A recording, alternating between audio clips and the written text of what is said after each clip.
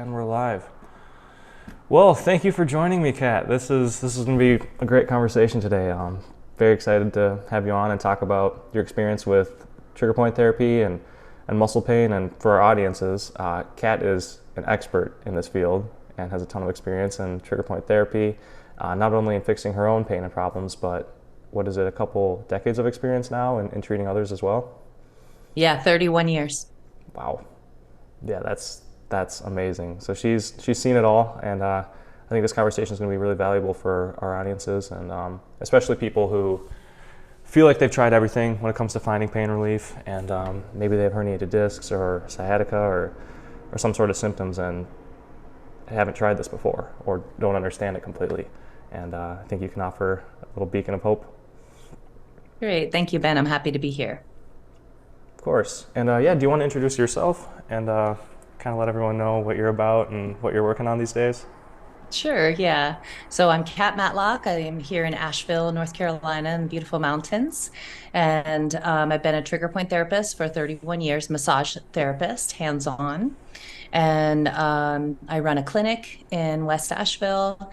And I also have a YouTube channel also and under my name. And I teach people self-trigger point release stuff and caring for their bodies in pain. I also see clients all over the world with telehealth conferences, and I do trainings. And I also have a coaching program called Low Back Liberation, specifically for people in chronic low back and sciatica pains. So there's lots of different ways that I support people in getting out of pain.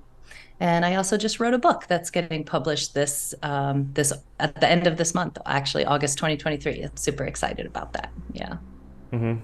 Yeah, that was really exciting when you told me about that, the book coming out. What do you think your audience and readers can expect from that book? I know that you have a ton of knowledge and experience, and to pack it all into one work is a lot. But if you had to summarize it, what do you think is coming in it?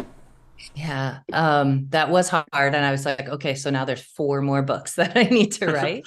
Yeah. But it's really specifically, my hope for this book is that it is a beacon of hope for people who are stuck in pain that can't seem to figure it out, that they've tried all the things, as you and I have both heard many people. They've tried physical therapy, chiropractic work, doctors, all the things, and still suffering. And so it's helping people to understand the intersection of trigger points and muscles, and then kind of sticky, inflamed fascia, and then also the piece of stress and the brain, and how those three systems correlate to create and sustain the pain that we feel in our bodies. And then the free body path, the way that I work with people to help them attend to all those three systems so that they can get out of pain and basically take their lives back. Yeah. Yes, that is key. We want to help people live without pain and thinking about their problems all the time. And what I think is cool about you and your story is that you actually went through this. So you're not just someone who went to school for it. You actually lived this, and you experienced all the pain. Do you want to tell the audience kind of how you got started and your experience with trigger point therapy and getting out of pain? Yeah, sure. Thanks. Um, I was already kind of dabbling in trigger point work and was studying trigger point work, but I don't know if you have this experience like you kind of turning your own lens on your own body sometimes is a little tricky. It's like someone out there must know more than I do about my hmm body. Someone out there must. I had been suffering with sciatica off and on for about 15 years, and sometimes just horrifically debilitated, and low back pain that would come and go and sometimes stick around for a really long time. And I just got so tired of it. Chiropractic wasn't working, physical therapy didn't work. And so I decided to turn my attention, my lens on my own body, and dove into my the trigger point manuals, Janet Travell Yeah. and David Simon's manuals, and stayed up late, studied and hmm learning some things. And then I too turned to Amber Davies and hmm bought the trigger point therapy workbook to start learning how to self care, do self-care, self-release of trigger points. And then I traveled to Kentucky to study with her, and spent 5 days in Kentucky studying directly with her. And I found that the trigger point therapy workbook that she and her father, Claire Davies, wrote together was incredibly helpful, gave me a lot of helpful understanding. And then I also explored some self-myofascial release and ball work with some other teachers, Ellen Saltonstall in New York City, and some other folks. And I kind of started working with my own way of doing things. But what I found, I think self trigger point work is so powerful because you can get on a point and feel the pain that you've been feeling. The pain lights up and you're like, oh, that back pain or that butt pain is actually coming from my back, or my hip, or, that hamstring ache is actually coming from glute med in my outer hip. Oh my gosh. Right. And so it's such an incredibly powerful tool to help you get into your body and learn it. And after 15 years of chronic sciatica and low back pain, within 6 weeks, I was relatively pain-free. Things would still come back a little bit every once in a while, but it wasn't such a big deal. Within a year, I was completely 100% pain-free, and I've never had that sciatica pain again. And that was about 16 years ago now. Wow, that is awesome. And yeah, 6 weeks probably felt like a blip after 15 years of. Absolutely. Yeah. Absolutely. Yeah. Oh yeah, how was it working with Amber in Kentucky? Because she was one of the first books I read too, the Trigger Point Therapy Workbook, and her and her dad have contributed so much to the space and making the work and trigger point therapy just digestible and understandable for the average person. And I talked to her too actually when I was making my claw tool. How was it working with her in person in Kentucky? Yeah, wonderful. She's a wealth of knowledge, and I love studying with teachers who are still really passionate about what they're teaching, and they're still learning about what they're teaching. And just because we can never know everything, we can never know everything about the body, everything about trigger points. And so she's always in it. She's still always learning. She throws things out, and she's exploring, and a really passionate teacher. So I really appreciate that very much. That's great to hear. I mean, yeah, you can kind of even tell her passion in reading the book. Like it bleeds through her writing. So it's great to hear she still has it. That's awesome. And then, so yeah, you figured out your own sciatica and your own pain, and I kind of had a similar journey too. But mine was more herniated disc injury, and it lasted about 4 years, not 15. I'm grateful for that. But what were some of the things that you kind of uncovered during that time? Because I know when you're looking for treatment and relief from that, like from my experience, and then you probably hear too, the folks that come to you and they think they've tried everything, or chiropractor told them one thing, doctor told them another thing, and they've gotten the MRIs, and they're really fixated on sciatica or a disc issue. But I don't know, what would you tell a person who maybe has the herniated disc or the sciatica pain right now and hasn't tried trigger point therapy yet? Like, how would they explore that and get into it? Yeah. The first thing I would say is do it. Do it. Yes. I also want to point out that when my sciatica really got bad, I was diagnosed with a herniated disc also. And, when we have a herniated disc or a slip disc or a bulging disc, there's definitely some protection that happens around that area. The body's going to increase some inflammation. The muscles are going to tense around that area because the body's going, oh, protect, something's off here. But I really want people to understand that for you, and what was true for me, is that my pain was not coming from my disc herniation. And when I went to see my chiropractor after a very strenuous hike where I had been bushwhacking and doing all this crazy stuff and climbing waterfalls for miles, and then I sat down on the beach at this stunning waterfall with some friends, and we were like, oh, it's beautiful, sat for like an hour, went to get up and I couldn't. And my disc had herniated like severely during that adventure. Yeah. And my body went into protection, and I went to see my chiropractor, and he's like, oh boy, that's a bad hernia. Like, you're a mess. And I was like, okay. And he said, Kat, you can't roll around on balls and fix this. It's a herniated disc. And I was like, okay. And so I went home and I rolled aroround on balls because that's what I Good. do. Yeah. And I Uh-huh. did some yoga and I did the self trigger point release work. And I walked in there a week later, about 80% better. Mm. And once you really understand your body and what's happening, and that your herniated disc is really just something that could be going on there on top of the tension, or it might be contributing to some of the tension in the muscles, which is trigger points. Trigger points and tension are the same thing. And so and trigger points cause pain, and they cause Mm-hmm. muscle weakness, and they cause radiating pain or nerve-like pain, and all the sciatica symptoms could be coming from trigger points. And so I understand how frustrating it is. I was for years working with yoga people and all different kinds of professionals, as I said, chiropractors, PTs, doctors, trying to get better.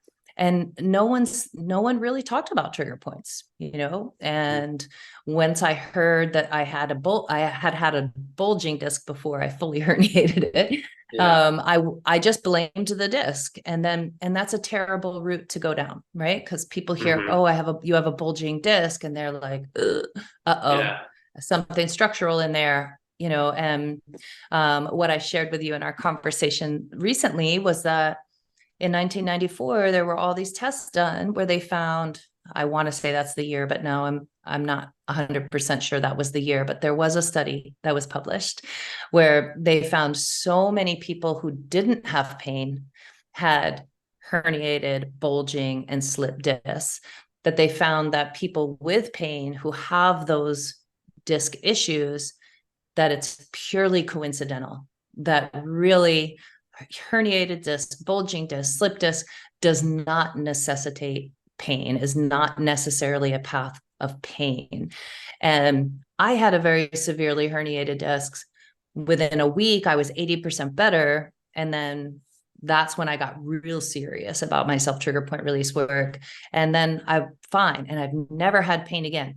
I don't even know if I still have a herniated disc. Probably still kind of sticking out to one side, Yeah. but it doesn't matter. It doesn't Uh-huh. matter. So don't take that diagnosis of a disc issue and let it kill your hope, because I see Mm-hmm. that happen so often. And it's not necessarily true. Mm-hmm.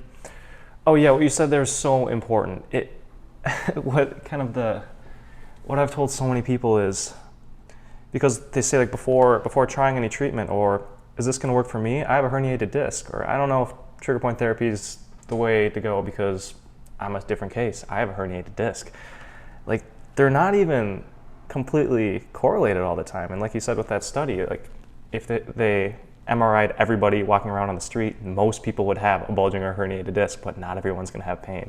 Would you go as far to say that it's not necessarily the disc that even causes the pain, but just our body and muscles response to it? Or how would you kind of frame that? Yeah, exactly. I would say that. And I would say that on occasion, the disc might be putting pressure on nerves, but Mm. even so, most of the time, the pain is a response. It's Mm-hmm. not, it's not due to the disc issue. And then my question is, well, even so, if the disc is contributing to some of the pain, how did the disc get displaced in the first place? Yes. It got pushed out because of muscles. Like you can't just Mm-hmm. like it because imbalanced muscular tension, which in the lumbar spine, in the low back, almost always includes the quadratus lumborum, that QL. Like your QL is going to be jack short on one side and hanging long and hanging on for dear life on the other side. Yeah. Both sides are going to have trigger points.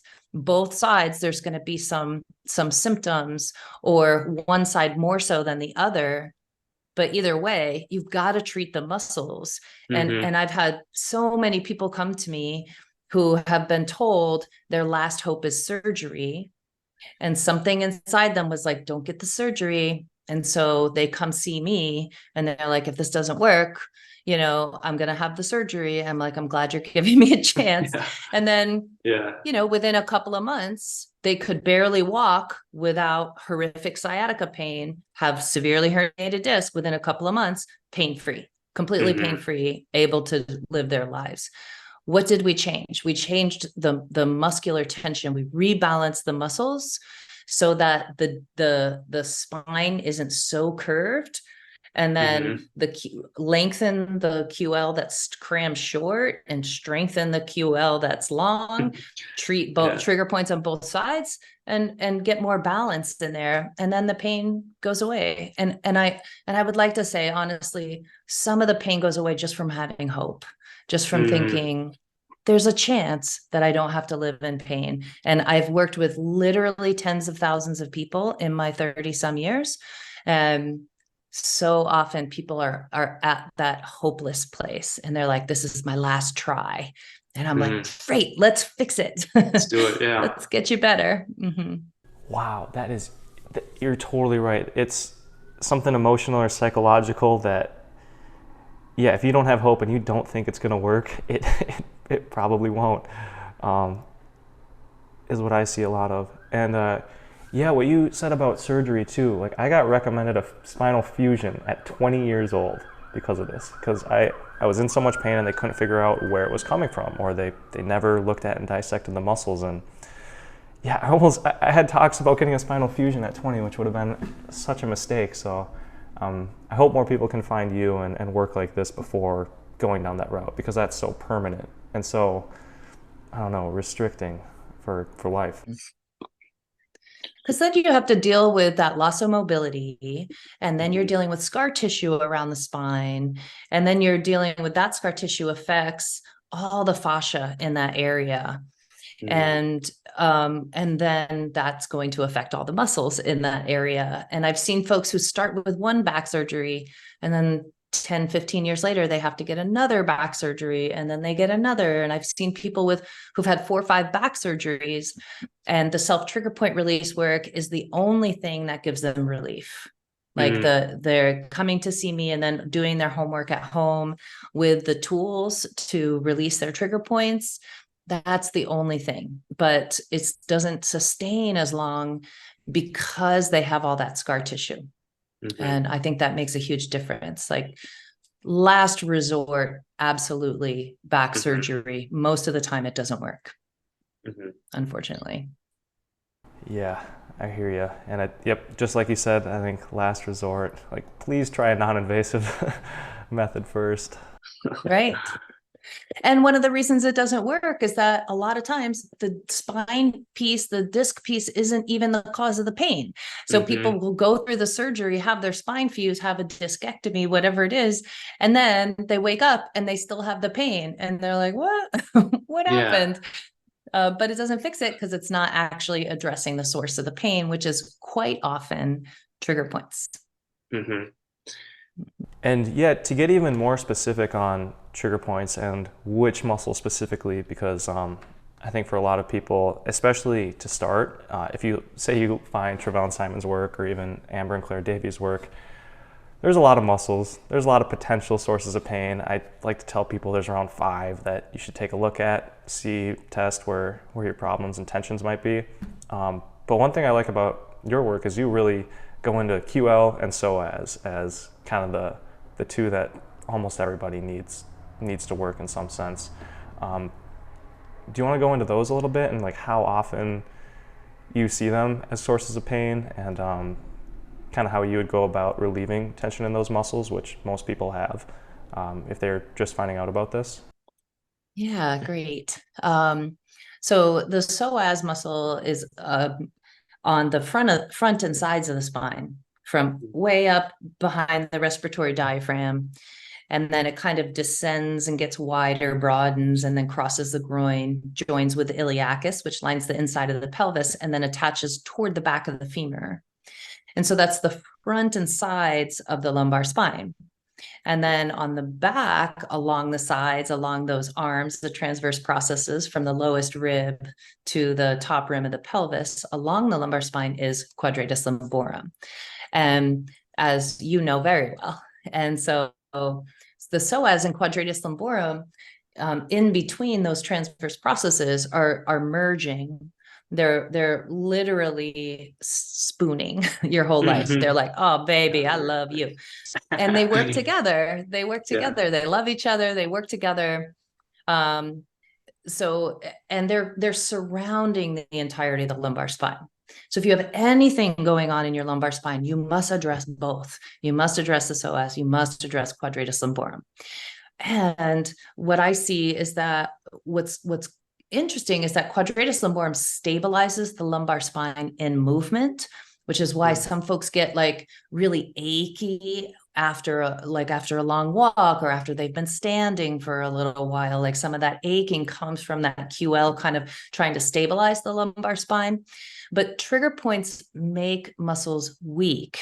So over time, the muscles just start kind of gripping. And if the quadratus lumborum is gripping, the psoas is gripping.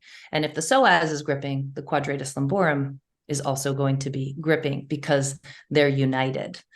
And the psoas is so important to address because the psoas is our first responder in stress, right? Yes. So, and I talk a lot about this in the Free Body book, is that the psoas is your biggest hip flexor. So a stress response makes all the flexor muscles contract. The fingers might curl into fists because you got to punch, right? And the hip flexors are gonna, right? Or you might be driving and like gripping the steer, have the death grip on the steering wheel, right? And the hip flexors are the muscles that draw your legs up like toward your chest. So your hip flexors are getting ready to run or to kick or whatever it is that you're going to need to do to safety. Or just simply to protect your internal organs. So every single time, the psoas is the largest hip flexor. So every single time you have a stressful experience, or even just like a stressful moment or a stressful drive or a stressful period of time in life, that psoas is going to get really sticky and stuck in contraction, a lot of trigger points. The psoas refers pain. Its pain referral pattern is up and down the lumbar spine along quadratus lumborum. So it's interesting to me that the pain referral pattern of the psoas is the quadratus lumborum muscle, right? So I think that's kind of cool. And then quadratus lumborum can even refer and kind of wrap around even a bit the inside of the pelvis, which is along iliacus. So these two muscles working together, every time there's a stress response, psoas is going to contract, quadratus lumborum gets pulled and yanked and so forth. And then if you have a tendency to kind of lift one hip up or stand with your weight on one side, that side, the psoas QL is already going to be a little shorter. So when a muscle contracts, the first thing, where it has its most power is where there's a trigger point, because the trigger points make the rest of the muscle weak. So the trigger points are going to contract more strongly. And so that's going to just keep feeding a dysfunctional system over time. So really important to address the tension in the psoas. I use a soft ball in the belly. I don't recommend people like take a lacrosse ball and stick a kettlebell on it. Like, don't do that, please. Because the psoas has really delicate structures that lay over it. The urogenital nerve lays over it, the uterine nerve, the ovarian nerve, very delicate, thin structures lay on top of the psoas. So you want to be gentle with it. You want to use a soft ball. I'm actually going to show you. I use my soft ball that has air. It's like an air-filled ball, because you can lay on that and get right next to the main trigger points, are right next to the belly button, but deep in on the spine. And so you got to like get the organs to move out of the way. If you go in with something really hard, like a Theracane, oh gosh, that's terrible. Your body's going to try to protect that invader, right? So using the soft ball on the psoas and deep belly breathing and really learning to navigate stress well is going to help release some of that grip around the lumbar spine, which is continuing to trigger pain in the quadratus lumborum and tension in the QL. And then I have found your QL claw to be really the best tool for quadratus lumborum. I've tried a lot of different things over the years, and the QL claw is just so specific. I love that little ramp because then it just like drops it right in there.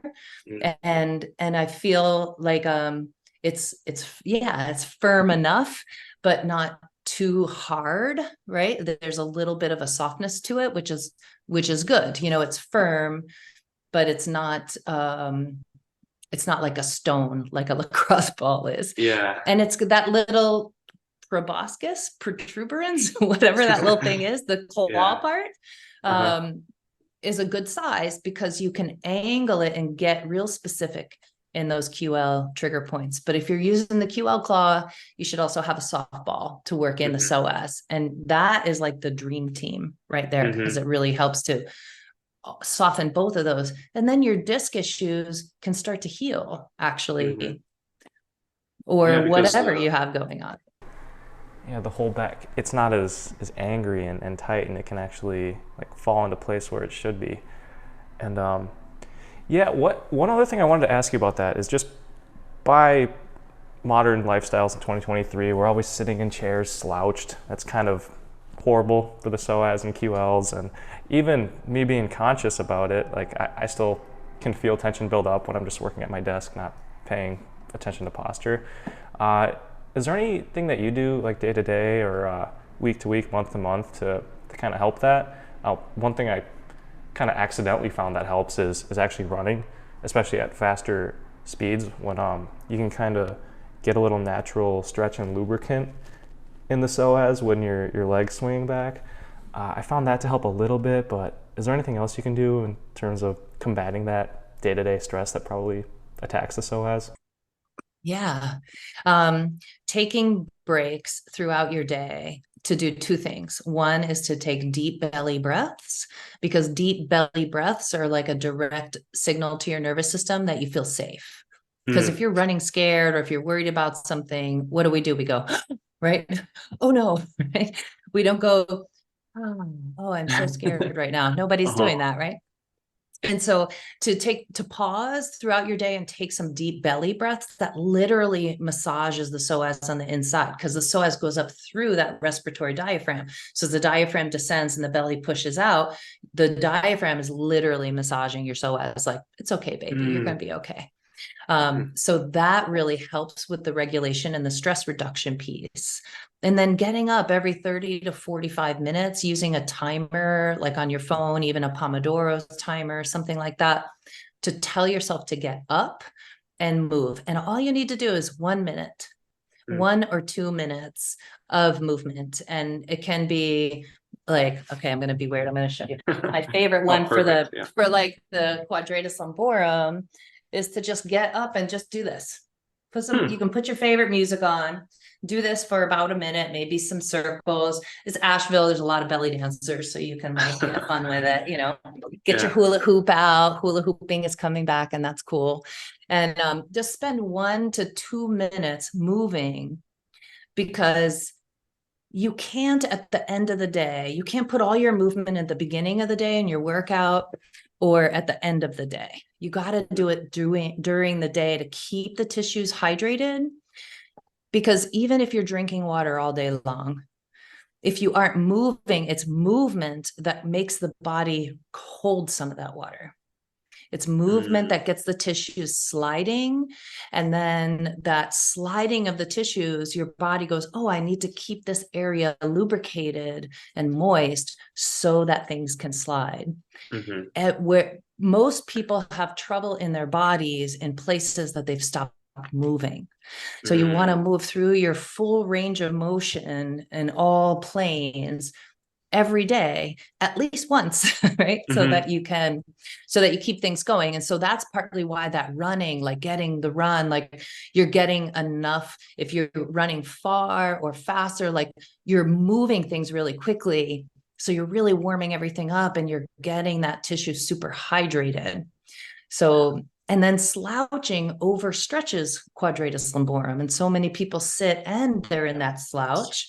So it's shortening that psoas and then overtaxing, overstretching the quadratus lumborum, which always, every time a muscle is pulled long, it always is going to kind of, it's like hanging on for dear life, and it's going to have trigger points. So you want to move, get things hydrated. And I always do a minute or two of movement before I get on the QL claw or before I release my psoas. Just good to get some hydration in there first before just jumping on a tool and trying to ask dehydrated tissue to get better. Like, it's hard for tissue that is dehydrated to change. Hmm. Yeah, I really like the descriptive words you use, like hydrating and thinking about it as getting it sliding and lubricating and not letting it get sticky and stale. Like, I think those are really descriptive words that I haven't honestly like heard before, but that's a great way to picture it. And because if you think about what, like, why you're actually why you're moving, or what the goal is of the movement you're doing, like it's the blood flow, the hydration, the unsticking of muscles, because the stickier they get, the tighter they get, the angrier they get. And yeah, I think that's a great kind of frame to put it in for why you're moving, at least. Yeah. And one study I came across by Robert Schleip, who's like a world-renowned fascia researcher, Mm. he said that 100% of people that they looked at with chronic low back pain, their thoracolumbar fascia in the layers of fascia in the low back along the very superficial or outside of the low back, kind of right below the skin, was matted and stuck together. Those two layers were thick and dense and matted and stuck together. And what happens when fascia gets stuck together is that inflammation gets trapped. And trigger points always create inflammation. And if there's other things going on, there might be little tears, or there might be a disc issue, and that's going to have some inflammation. And so inflammation gets trapped. And then that just feeds the cycle of pain. And one of the things I share in the Free Body book is that our low back tissue seems to, for some crazy reason, when there's inflammation stuck in the low back, our bodies trigger actually pain receptors to turn on. So nerve endings or sensory receptors that are meant to just, that's proprioceptors, are telling the body where it is in space and kind of just keeping an eye on things. The nervous system will flip a switch in those proprioceptor nerve endings and turn them into pain receptors. So what's really interesting to me is that, so people with chronic low back pain have thick matted fascia in the thoracolumbar, and partly because, why? Because they stopped moving, because they got scared by the low back pain, and they were worried something must be really wrong in there, right? So they stopped moving, which does two things. It tightens and makes the fascia sticky and dehydrated, which flips that switch and makes more pain receptors in the area, which means, of course, the area is going to feel more pain if there's more pain receptors there. And then it sort of embeds those trigger points more deeply. And then you're stuck in this vicious cycle of like not moving, increased pain, trapped inflammation, stronger trigger points, more pain, stop moving, and there's just this vicious cycle. So really the first thing to do is start moving, deep breaths, start moving, and then start exploring your body. Where are those trigger points? Guaranteed you have some in quadratus lumborum, for sure. Most likely, guaranteed you have some in psoas, but get up and move. Even if it's just a little bit, just start moving. And you'll notice after about a minute, you'll go, oh, actually, now I'm moving a little bit more. Huh, wow, I didn't know I could do that, right? So really important to go, okay, body, I hear you. We got to move. Let's start moving. And 100% it's going to help. That was so good. I love that. How often do you hear people come to you and say, and you ask them about their lifestyle and kind of what they've been doing for their pain, and they say, oh, well, I've been staying off it for months, and I haven't walked or moved at all because I was trying to take care of it, or, I didn't want to, because like the downward spiral you talked about, yeah, because the less you move, the less motion you have, the more you atrophy, the more you tighten, and it just goes down, down. So yeah, do you see a lot of people who have been staying off it, and then how do you help get them back into movement if they haven't for a long time? Yeah, I start them with little movement breaks, like even just start in bed, a little bit of windshield wipers on your Mm, back, knees bent, feet on the bed, just little windshield wipers or something, or just like shifting your hips around in bed. Just get some movement and mm, practice deep belly breathing so that if a little pain happens, you can go, it's okay. It's just that some of that pain is the fascia is starting to unbind. So you're going mm, to have to go through a little bit of pain, and that's okay. We're not meant to never feel pain in our bodies. We just mhm, don't want to get stuck in it, right? And mhm, not moving gets you stuck in it. So a little bit of movement, your body might be going, oh, but then over mhm. time, it gets better and better as those tissues get more lubricated, and the trigger points can then start to soften and kind of let go a little bit. But I start them with just like take 1 minute movement break every 30 minutes in your day. And it's just moving the hips or little side bends to kind of get the QLs kind of opening up a little bit, maybe some hip circles, maybe a little cat cow on all fours to get the pelvis moving. And start with that. And then the trigger point work always starts with psoas and QL, because we've got to start addressing those areas. And then we expand into the outer hips and the low back, or in the inner Mhm. thighs, because outer hips, inner thighs, quadratus lumborum, they're all in this little tug of war with the pelvis. Yes. And so you have to address glute min, glute med at some point. You've got to address adductor inner thigh muscles at some point, and really kind of expand, because no muscle works in a vacuum, right? Mhm, mhm. Right, especially when I started to learn about this, what I kind of realized was everything in this area is fighting for low back and pelvic position. And if you get one muscle that's tight on one side, there has to be a complementary muscle on the other side that's also tight. So like kind of like the hip flexors, and then the upper glutes are kind of pulling the pelvis each way, and even the hamstrings come in, and yeah, it's a whole mess. And then yeah. Right. Because then you got to address that hamstring, quad, hip flexor, hip extensor issue that Mhm. might be going on, especially if you've been sitting a lot and tucking under a lot. If you're like sitting and then tucking your pelvis under, the glutes and hamstrings do that tucking under. That's technically hip extension. And so when they get locked short like that, the hip flexors just start to ache because they're being pulled all the time. So one thing to keep in mind is that often the muscles that are crying out the most in pain are not where things begin. They're where things end. They're kind of the Mhm. end of the pain train.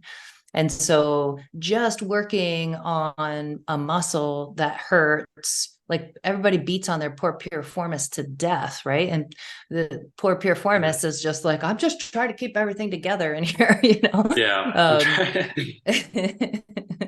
but it's not where things began. So you have to really address all these different things. Um, yeah. It is, yeah, and it's almost a one thing I see a lot too is, so yeah, when you're sitting in that tucked under position, you have the hamstring and the glutes versus the hip flexors tugging on each other, and then when you stand up, what's short? It's going to be the hip flexors that are pulling more because you're trying to lengthen them up again, and then that's going to create a whole nother group of pain. So yeah, you're right. The whole system usually needs to be addressed, but starting with QL and psoas, you think most cases where to begin? Yeah, so often. Yeah. Mhm. But you have to do that psoas work gently. I just see so many people just beating on their poor psoas, and I worry about those delicate structures in there, and you got to get through intestines and around things, and just be gentle and slow with the psoas work. And then the QL claw is just so wonderfully specific in the quadratus lumborum for sure. Appreciate that. Thank you. It's a great Um, tool. I'm happy to find it. Yeah, it's a great tool. Yeah, no, I think it's yeah. I put a lot of work into it and had a lot of conversations with a lot of therapists and experts. So glad it turned out all right.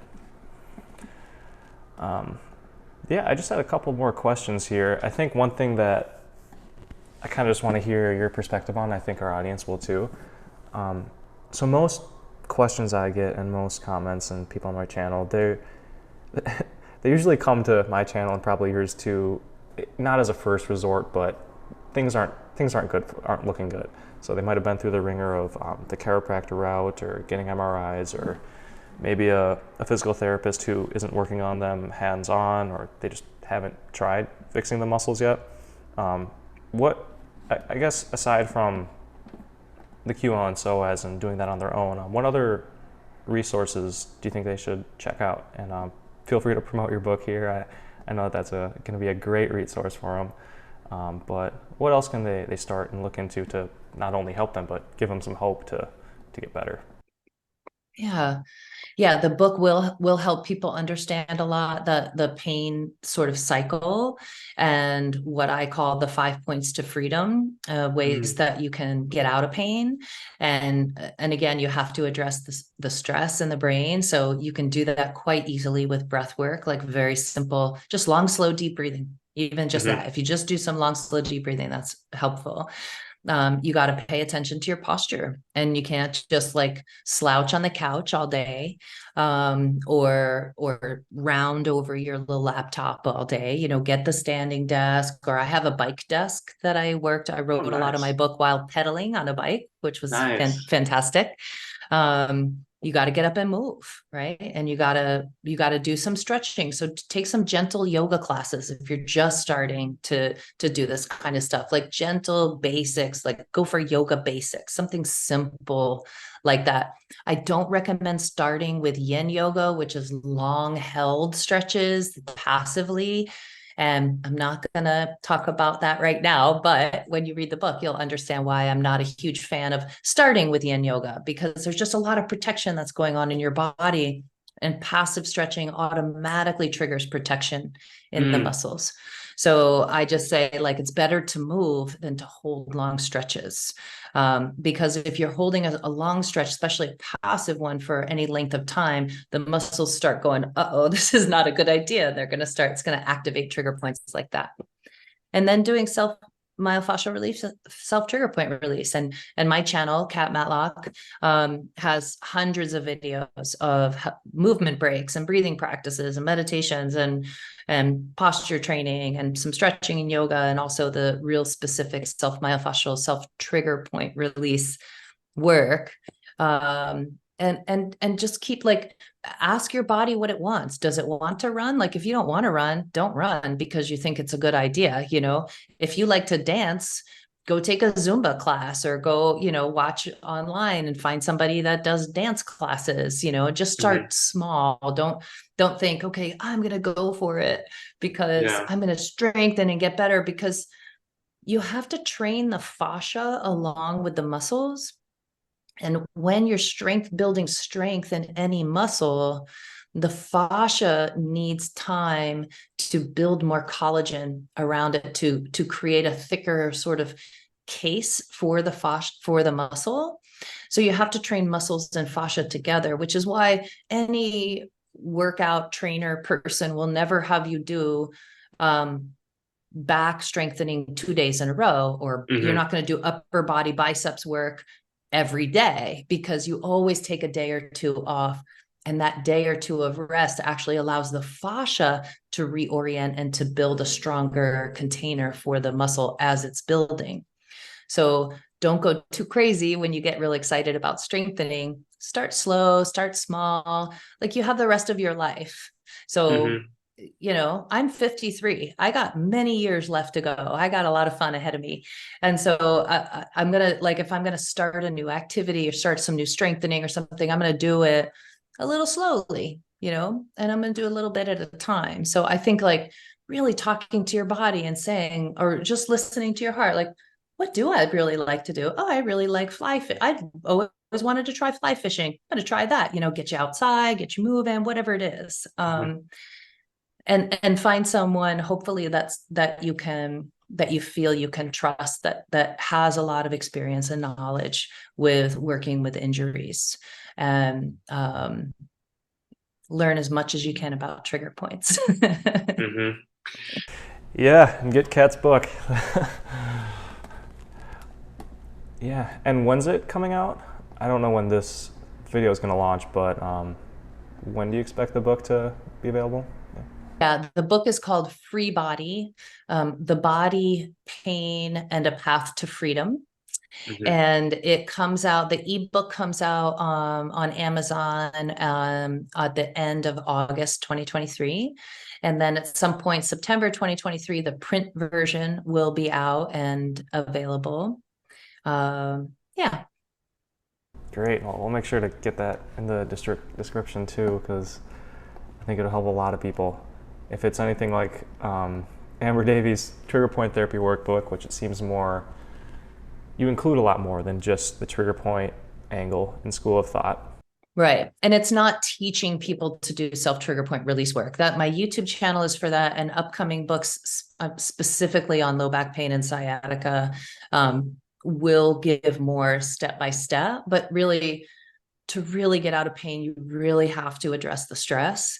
You have to address the fascia, and you have to address the trigger points. And then the book really helps you understand why that is. Hmm. And I'll let you go after this, but there's one question I'm very curious about. When it comes to holding stress and emotional trauma, especially in the psoas and the lower back region, is that something that people can hold for years, or like, is that like, how does that, I don't know, like, what's the connection between like emotional trauma and maybe a stressful external event that seems like it has nothing to do with your lower back, but how can that relate to pain, and how long can you hold it, and then do you attack it with the same principles that you already talked about? Mm-hmm. Yeah, ooh, we could talk a long time about Yeah, that, I about figured. trauma and stress and pain in the body. But I will say that, yeah, people can hold onto that their whole lives. And what I say often in my work is that every single person that has come to me in chronic pain over the last 3 decades, there's a story behind it. There's a difficult childhood, or emotionally unavailable parents, or something from childhood, or something from teenagers or 20s, or any time of life. If there's a really traumatic episode that hasn't really been healed, the body's going to store that, and then it's going to build some protection. It's going to assign some protection around that area. And that protection might be pain. It might be trigger points, and, just kind of bearing down on that. And as I mentioned, stress always affects the psoas, which always affects the low back and can contribute to low back pain. So that's really important understanding, I think, for a lot of folks. And so the way to work with it is also just, take up some meditation practice, maybe see a therapist if you've had chronic low back pain for a really long time. I'm really excited about internal family systems, or somatic experiencing, or I do what's called somatic parts work, which is like body-based internal family systems therapy. Doing some of that now. And because I just see so many people are really stuck in a trauma, or in some deep fear, or some deep worry. And sometimes it comes up when there is an injury. Maybe there's a car accident, and then there's fear with that, but then there's a back injury, like a true back injury. Yeah. And then there's fear around that. And then there's fear and worry that I might not ever get better. Or if you've had a terrible doctor who said, you may never walk again, and you believe that, then there's always going to be that pain, a mental emotional pain, which always translates to psoas contraction, and the stress response always triggers inflammation. And Mm-hmm. so chronic stress keeps us in a heightened state of an inflammatory response. So stress also contributes to chronic inflammation. And so understanding that too, is like, oh, really, if you really want to get out of pain, it's very helpful to navigate that stress and trauma piece, and find the support you need, find the people that help you to move through that, whatever kind of therapy that is, or group fitness that might be for someone. Or it's helpful to have a team, or do something in group, because something about being with other people is very soothing to our nervous system, other people that we feel safe with. So being in a group class or going to a group like dance class or yoga or something, there's like, it's part of the reason why COVID was so hard, right? Because we were separated from people, and we need other nervous systems to regulate. It's a human need that we need at least one person that we feel trust and that can reflect to us the goodness that we are. And so finding some people to do that with, whatever capacity, can help to heal that trauma. We've learned that we don't have to tell the story anymore. You don't have to tell the story of your trauma, but you might just have to go, body, you got something to tell me? Is there something going on in there that's old that maybe we can release and not have to carry any longer? And the back is just a target. The low back is a target area for trigger points and for sticky fascia and for increased pain sensitivity. So also having that understanding, like, oh, inflammation got trapped, I stopped moving, the pain receptors doubled in this area. It can as much as double in that area. It's like, oh, no wonder so many people are stuck in low back pain, and there is a way out. There is a path that you can take to get out of it. And one of the pieces of that is dealing with emotional stress and anxiety. And to stop catastrophizing your pain, to stop going, oh my God, that's it, I'm done for, I'll never be able to do anything I want to do again. Like, maybe you just didn't find the right person yet. So keep looking, find the right tools, and never give up. That is so key. That's so good. I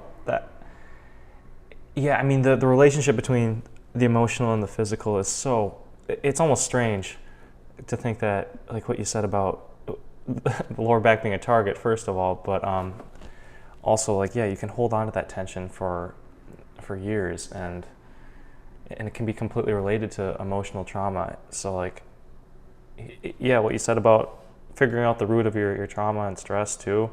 I mean, I feel that even day to day in more stressful periods of life, pain is amplified. So, right. And the back gets tighter and things just feel tighter in there because that's what happens when we experience stress. So have more fun is my prescription. Have more fun. Joy, dopamine, like that takes pain away.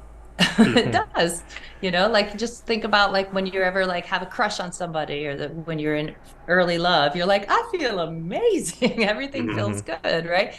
Because that dopamine, and oxytocin, all that happy chemistry dissolves pain. It takes away pain. So have more fun. Laughter is the best medicine. Joy. Go dancing with your friends. Go play. Have fun. Yeah, get outside. Get out. I need to do more of that. That's it's a great reminder. And I will say, I would like to say one more piece of that is that trigger points don't typically just go away on their own. So you can do some strengthening, and that's going to bring more contraction and kind of the rest of the muscle. And as that happens, the active trigger point will kind of not hold its grip so much. But then if you stop doing that big strengthening, and that tension or that tone starts to dissolve a little bit, you'll notice that trigger point pain comes right back.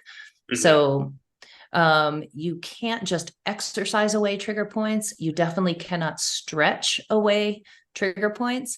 You have to release them. And I worked with a woman who had chronic headaches and migraines for over 70 years, who after the first session, she was able to stop her headaches in their tracks. She'd never been more than 24 hours without a headache, but she had these trigger points since she was a toddler, and her entire life, neck and upper shoulders, sternocleidomastoid, upper trapezius.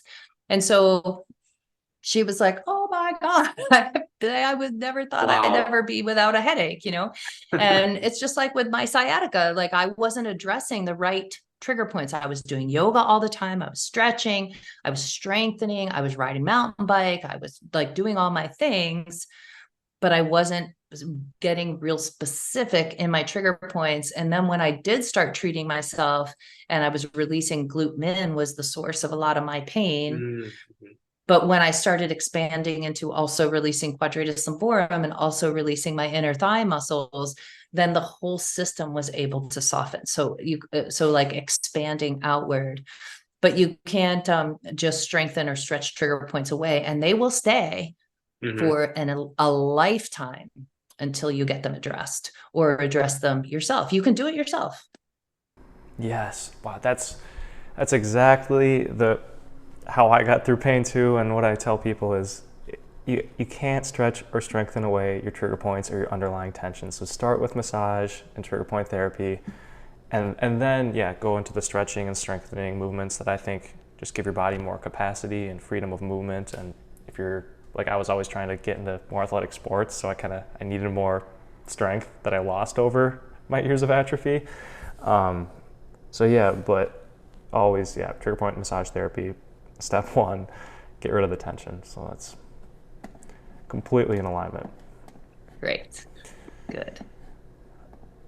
Is there anything else you want to tell our audience before we wrap up? I want to be respectful of your time here. No, I think we covered a lot of great information. Great. And where can they find you and your book coming up? I'll be sure to include links and resources to your stuff.